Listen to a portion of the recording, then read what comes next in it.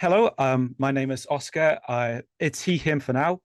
Right now, I'm just doing a college documentary about the alt-right as my final project before I leave college for good and then go on with my life. I figured that Vosh would have been perfect since, he knows this more than anyone, and I thought he'd be perfect for this. So, just to start with, just introduce yourself since the people watching this, well, my documentary aren't going to know you. So just introduce yourself to the everyone. Of course. And my name is Vosh. It's not my real name, of course, but that's what people call me. And I run a YouTube channel, a live streamer who talks about politics from a left wing perspective. Okay, very nice. What was the reason why you decided to become a political streamer in the first place? After I graduated from university, I had trouble finding a job in Humboldt County, California, which is, let's say, economically deprived. I had a bit of free time, and I decided to just try my hand at it because I had an interest in both live streaming and politics. Things turned out so well that I ended up not needing to get a job, and it just kind of snowballed from there. Oh, that's fair enough. Well, to begin this, my first question for you is that do you think more people are joining the alt-right spaces and adopting those kind of ideologies in the past? And if so, why? Well, I think that the alt right used to be a larger deal than it is now, but the terms have shifted a little bit. See, a couple of years ago, the arguments that alt righters concern themselves with regards to racial inequality, gender, so on and so forth, those are more mainstream now than they used to be. I would say that the alt right has become, in a way, redundant. Mainstream Republican politicians have gotten better at appealing to these interests while maintaining at least a large portion of their constituency. So I think that the alt right is kind of like a precursor force or like a predicating force to what we see now. But the arguments have remained more or less the same. Yeah, I can see that. I mean, in the UK over here, it's vaguely the same, but obviously it's going to be widely different. Oh yeah, well, My next question is, these political movements are, I wouldn't say they're global. There's quite a bit of reach between them. Things are definitely different over there, of course. The GOP, the modern day Republican Party, is definitely worse along in many respects than the Tories are. But it could just be a delayed force. It's possible that you follow in our path just a few years down the line, or maybe you don't. Maybe you bounce back faster. It's hard to say. yeah, I mean, from my perspective anyway, I'm seeing a lot of, it's like we're adopting your kind of the GOP's ideologies in a British sense, if you know what I mean. Yeah, fascism is strangely international in spite of its extremely hyper nationalist pretext. This rhetoric shifts and adopts itself to the problems and the discourse in all cultures. It's like an idiosyncratic tendency of the ideology, right? You mold your rhetoric, your language, your interests to whatever the specific problems are of the area that you're in, but fundamentally, it remains the same. Yeah. Okay. Thank you very much. So what do you think, or who are like the core demographic of people joining the alt-right? And what is like their core appeal for joining? Well, it's overwhelmingly men, of course, like overwhelmingly, and largely white. Though I think people would be surprised to know just how many non white adherents there are, particularly Latin people. But even beyond that, there's actually a pretty large constituency of online Indian fascists who are relatively well integrated in the alt right spaces, mostly through incel ideology, which is funny because there's kind of a pretty big overlap between those as well. Yeah. I mean, I apologize if any of these seem like blatantly obvious. I'm just going for like the bare bone things for my documentary. Not at all. Oh, thank you. Not obvious. Sorry.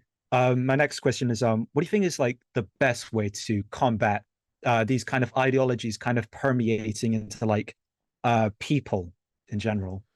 Well, I think generally people turn towards extreme ideologies because they have extreme grievances they want addressed. Now, those grievances don't have to be real, of course, right? You can have an imagined grievance that moves a person very far to the right. I think, for my money, I think the biggest thing leading to this on ramping is fear of women. Incel ideology is the big one, but there are hooks all over the place. There's a reason why historically, at least here in the United States, anti brown or anti black sentiment has often been promoted through fear of them being sexually successful with white women, or predatory or whatever else. There's a reason why modern day far right ideology is so obsessed with protecting women from non white people, or getting a girlfriend, or how feminism has ruined women, and so on and so forth. I think that a lot of these guys are very insecure, sexually unsuccessful young men, who feel they're entitled to the love of a woman, and they blame a bunch of social forces for denying them what would otherwise be an easy, God given, natural right. So fundamentally, I think insecurity in men is the driving force. Okay, I understand. In some of your older videos, talking about the alt-right and why people join, you came across a couple of points, and I want to just ask, I want to tell you these things, and I just wanted you to tell me if you still agree with them, okay? Sure. Okay, so first of all, you said there are no guarantees in saving them. Some people are just a lost cause just because they're just doomed to fall that way. Yeah, there's no getting around it. Changing people's minds is a stochastic process, right? You're hoping for percentages. You move over 20, 30, 40% of a population. Individually, there's no guarantee any one person can be moved over, but you should always try, because you never know who is immovable and who isn't until, well, until they die, I guess. There's always a chance. Yeah. And the next thing is you need to recognize the conditions that have led them to those positions that they are now. Of course, you can't combat any of this without doing that. It's particularly embarrassing seeing the rise of incel ideology from, like, I don't know, 2016, 17, 18 onwards, and seeing basically no people addressing it outside of figures who would kind of cultivate worse aspects of it, like Jordan Peterson, who got a lot of attention, a couple of years ago. Not so much today because he's kind of been lobotomized. But back in the day, he was huge. And he was huge because he would talk about issues that nobody else would talk about. And he would give answers that a lot of people wanted to hear.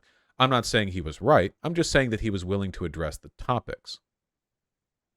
Yeah, I see that.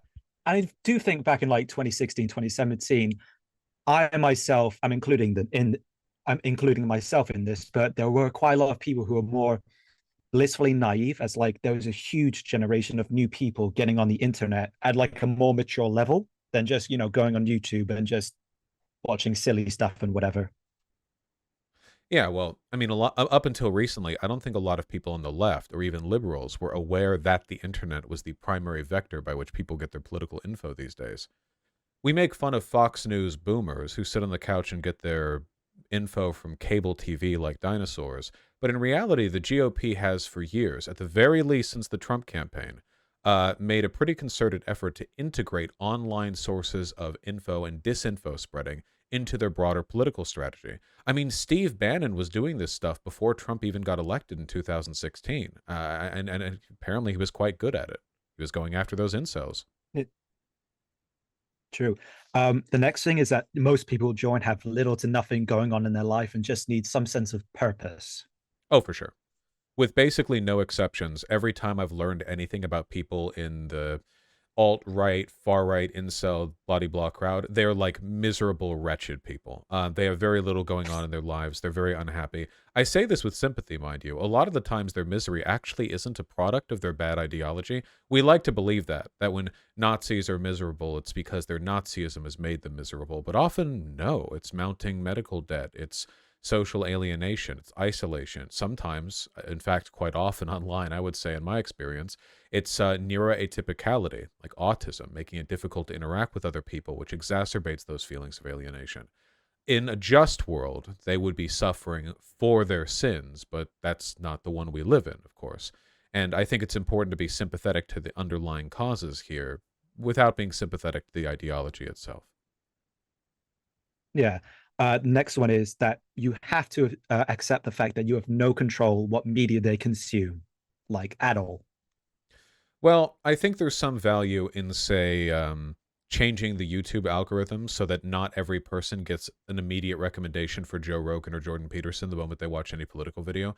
There's broader, like, top level stuff you can do to keep things from skewing too far to the right. On an individual level, you can't really change what a person looks at, of course.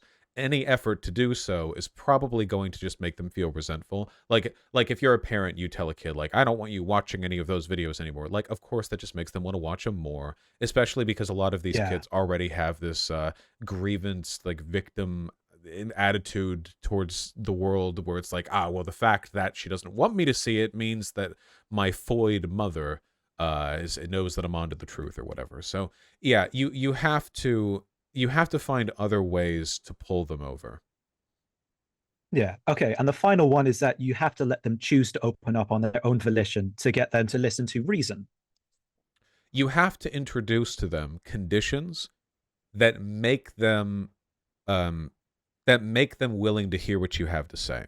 So people are not innately rational all the time. We're more rational probably than any other animals, but that doesn't mean we're perfect at it.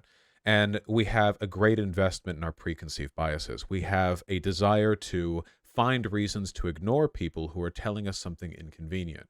You know, like, you can imagine all the criticisms we've received in our lives, minor ones, significant ones. How often do we look immediately for a reason why we don't have to listen to them, right? Oh, that person was just a hater. They were just mad. That person just doesn't like me. They have terrible taste.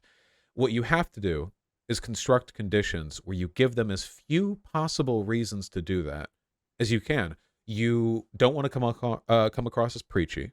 You want to come across as, in my experience, the best way to do it is to come across as kind of disaffected and confident in a way that makes them feel they need to prove their ideology to you. Or to put it another way, if you imagine you have a friend, and the friend is sort of sliding down the alt-right pipeline, getting worse and worse and worse, in emphatic engagement, direct argumentation is likely to cement their positions. That's been shown by research. If you directly argue with somebody, for the most part, it tends to cement their positions because you're running their brain through an obstacle course to try to learn how to best defend what they have to say. But if instead you come across a bit dismissive, maybe even a little contemptuous, like, "Oh, you believe that? Okay, okay, right, yeah." Like, "Oh, I don't want to talk about it." But if you insist, you're putting them on the defensive, because now, rather than you confronting them, they're coming to you to try to change your mind. And when they're doing that, you now have way more control over the tone of the discussion, because it no longer has to be combative. You can ask pointed questions. You can play off of your relationship to try to express emotional states, opinions, feelings, thoughts that resonate within them in a way that wouldn't feel as significant if you were arguing. It's like having a conversation with a significant other. Once people start raising their voices, you're having an argument. Once people are arguing, they'll say mean things to each other without really thinking about it. People are just like that. But mean things said calmly, without any provocation, hurt way more, I think, most of the time, because there wasn't some kind of buildup that led to it. They just did it. It's like that with all kinds of rhetoric. So, to summarize, because I rambled for a bit, I think they need to be ready, but their readiness is something over which you have partial but not complete control. Okay. Yeah, I see that. So you all vaguely agree to those points. So yeah. Sorry, I may have stuttered a bit. My microphone's not the best. Oh, no, that's fine. No, yeah, I agree with all those points. I'm just elaborating on them as best as I can. Yeah. So okay, my next proper question is who are like most in danger from the rising prominence? Or I guess, lowering prominence as it's not as big as it was. Well, the ideology is still, like, very, very present right now. I just think it's being folded in and incorporated into the mainstream Republican talking points. Funny story on that. You've probably heard of a guy called Nick Fuentes, one of the premiers of. Oh God. I see. Yes, you do. That Okay, bastard. so here's something funny. Nick Fuentes, he's a funny guy. He's a wacky dude. He's definitely repressing something. He had a big fallout with his core circle some time ago, maybe a year ago, because it's something to do with him, like something with couches and UV lights. I don't remember the details. But there was a former confidant of his who was talking dismissively of Nick, who was saying that Nick has been acting out lately, doing things that are stupider, less optically viable, like more open Hitler promotion, that kind of stuff. And the reason for that is because Nick Fuentes fundamentally is just in it for the money, you know, as is the case with a lot of online, far right personalities.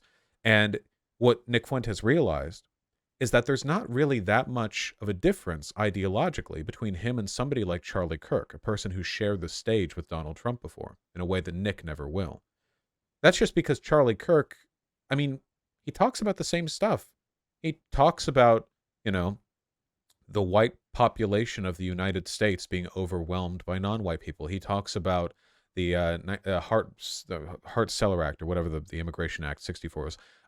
He talks about a nebulous group of media intellectuals who conspire to promote liberalism and anti-white degeneracy. He talks about all the Nazi points. He just doesn't say the key words because, of course, that'll get you knocked off the air.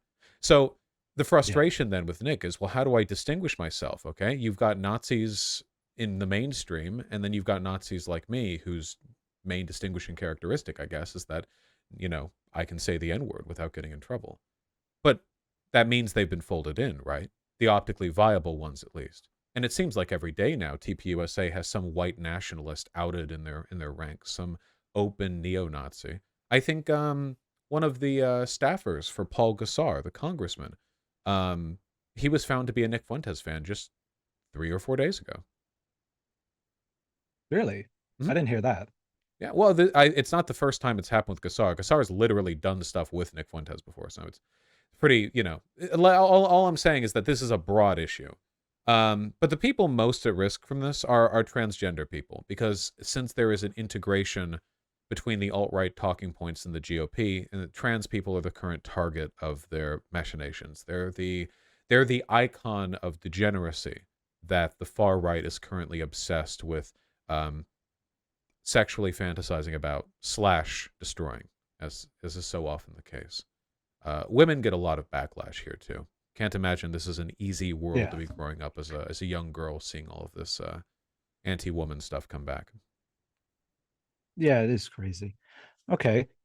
What is the biggest influence when it comes to much younger people about my age learning about politics and especially far right politics? Because I mean, with the internet, it's much easier for people to find this kind of stuff because it's in the internet. It's just a couple of clicks away. I think it's a matter of essentialization. The most powerful tool you can have when dealing with a political ideology you disagree with is understanding why people are the way they are. And it's never innate. It's never essentialist. I see this worrying tendency on TikTok with the young people. By the way, I'm not that much older than you. Who are I mean, it's about a 10-year age difference. all right. Um, Well, who you're 28, right? 29. Oh, that's 11 then. Okay, thank you. I see this worrying trend with the young people on social media where they dismissively refer to far right tendencies as being, oh, well, of course they're men. Oh, well, of course they're white. Of course, being a man and being white are definitely, let's say, risk factors in joining the alt right or being a part of that ideology. But it's not just because they're men or just because they're white. Like, there wasn't a fundamental genetic thing that made them that way. It's because there are powerful and complex social forces that overlap and intertwine in nuanced ways that pull people in different directions on a broad scale. And dismissive attitudes very rarely improve the situation. After all, if you tell yourself, well, of course, this one's this and this one's that, they're white, they're a man, well, what are you saying then? That all men are lost cause?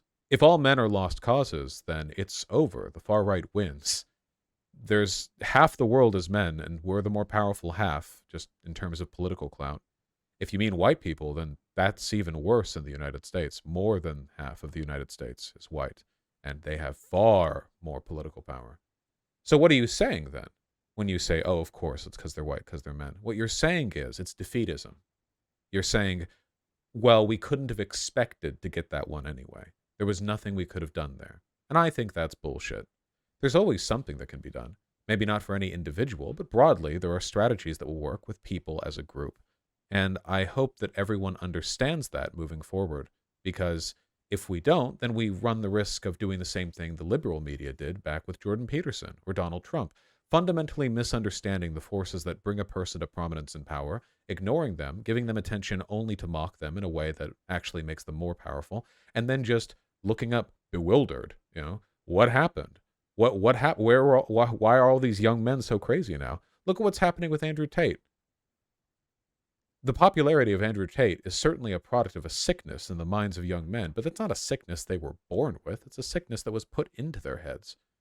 Something has to be done about that. If you just ignore that, then you're conceding the most ideologically vulnerable period of a person's life fully to the right, who is completely willing to just study up how to convert 4-year-olds into neo-Nazism. Yeah. Okay. Thank you.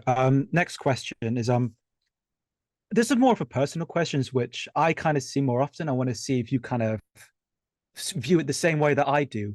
I see a lot of alt-right ideologies focusing on some kind of the idea of like freeing themselves from like some kind of amorphous, superficial thing, like the woke mob or transgenderism is out to get them, like it's like a boogeyman of sorts, but like out to get them, and it's kind of like saving yourself and saving others from this superstitial thing. Is that just me, or do you get where I'm coming from? Yeah, well, it's much easier to demonize a group when you conflate the existence of the group with an ideology.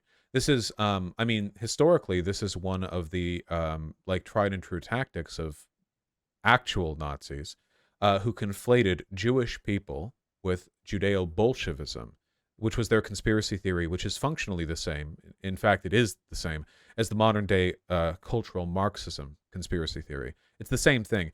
This is the reason why the far right doesn't talk about trans people. Go look at their posts. They don't say trans people, like ever. They never say trans people because that would include the word people, which they want to avoid. Instead, it's transgenderism, transgender ideology, the transgender mob. It's a component of dehumanization. There's nothing wrong with referring to people in groups, obviously. We have to simplify things for, you know, convenience's sake when talking about big issues. But this goes beyond that. Um, to give an example, I would say, while people certainly use terms like the alt-right, to refer broadly to a group, I don't think I've ever seen the left outright refuse to use humanistic terms when referring to them. To say, oh, this person joined the alt-right, or this member of the alt-right, as opposed to this like oblique, generalizing ideological conflation. Yeah. Okay. So, would you say there have been previous versions of the alt-right that where are you talking? Because I know my headphones are kind of glitching out. Did you say anything? I did not say anything. Okay, my bad. So, let me repeat that. Um, would you say that there have been previous versions of the alt-right in like previous times in like the 90s, the 80s, which are a bit more, I mean, in like the real world instead of on the internet? Oh, yeah, for sure. The closest parallel that I can think of in recent history would probably be the Satanic Panic, which you'll see plenty of in the modern day, like far right movement. Um, that's a pretty clear cut one, I would say.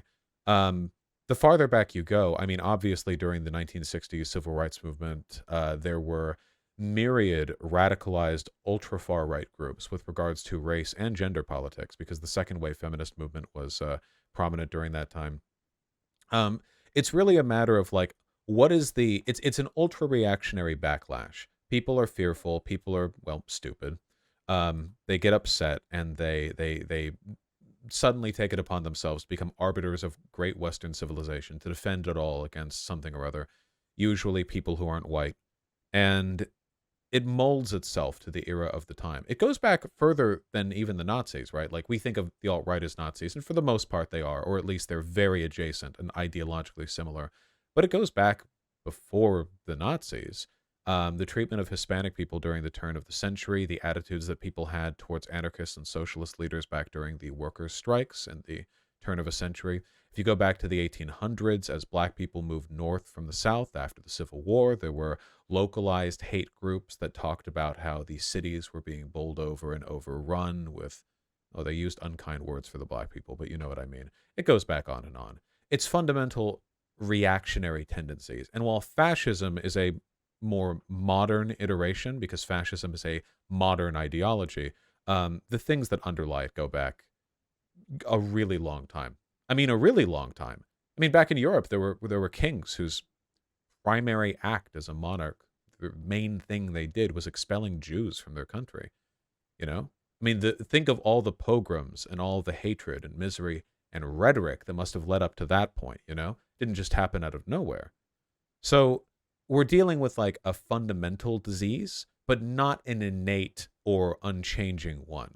Things have changed and also have gotten better. On average, people are less reactionary than they used to be. So I say we just keep that trend going. Yeah, I see that. It's been about half an hour, so I only got one more question for you left, as I don't need much time for my documentary. Mhm. It's this one's just a hypothetical question. How much of the alt-right would disappear and or just dissipate if we solved all social and economic issues like, male loneliness, financial issues, feelings of emptiness, any kind of existential things, any of that?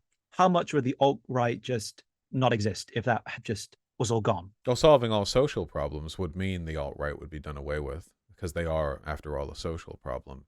But I know what you mean, of course. If how much of their ideology is a product of a response to actual existing issues as opposed to entirely imagined grievances. Um, I would say that in the absence of all social problems, it would be functionally impossible for a movement like the alt-right to really take shape. Now, I don't think it's possible to fix all social problems. There will always be some degree of inequality, some political crisis, some liar in charge.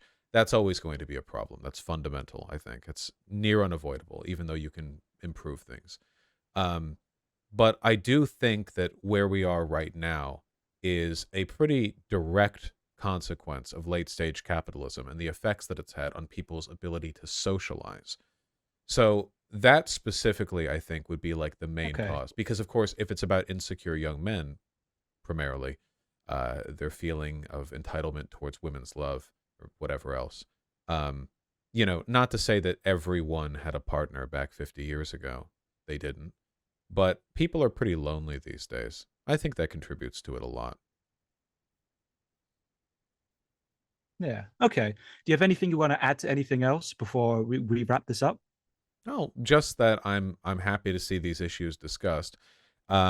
It's important, of course, that we approach all of this from an activist standpoint. What can we do to improve things? In my experience, directly arguing with alt-righters, like one-to-one, face-to-face, very ineffective. They're essentially anti-empiricist in many cases. They genuinely don't care whether something is objectively false or true because they believe they're responding to some kind of underlying truth. It's a weirdly it's a weirdly what's it, metaphysical attitude, of a weirdly postmodern attitude towards truth, for people who hate postmodernism. But there is still value in engagement because there are social issues that can be fixed. And what's more, when people aren't in the heat of a direct engagement, a direct debate, when they see their idols take an L, I think that can shake a lot of them out of the spell. Keep in mind, we're talking largely about young men. They form idols. There are people they worship and idealize. And when they see some embarrassing weakness on the part of the people they care about, like, say, losing a debate or getting visibly flustered and upset, that can shake them out of it a little bit. In fact, in my experience, often it's actually more effective to upset them as a way of shaking the people who might be watching out of their stupor. Fascists respect strength primarily, not logic. If they respected logic, they wouldn't be where they are. So they'll play with the studies while, they consider it rhetorically advantageous to do so, but that's temporary. In reality, what they really want is to take out their frustration on others, to see other people, especially women, I think, upset, to see them, cry or be humiliated, because in their minds, all the people they're arguing with are arbiters of a destructive world order. They're looking for catharsis and satisfaction. What they're not looking for is to see their idols be made upset, their idols get embarrassingly emotional. And if you can do that, I think that's a good way to stir them up a little bit. Okay. Well, I don't have any other questions. Thank you for your time, Vosh. I mean, this has been really helpful. Hopefully, this gives my work a distinction. Oh, of course. It's been a delight to talk with you, and I really hope that your project goes well. Hopefully, I hope this makes it a killer. Have a wonderful day, and Well, feel free to I email. mean, it's not. Oh, It's almost midnight, so have a wonderful night. I forgot you're not American, and feel free to thank email you. me if you need any follow-ups. Oh, thank you very much.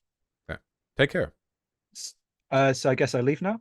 Oh, well, I was going to do the honor of hitting the button, but if you want to, I'll let you.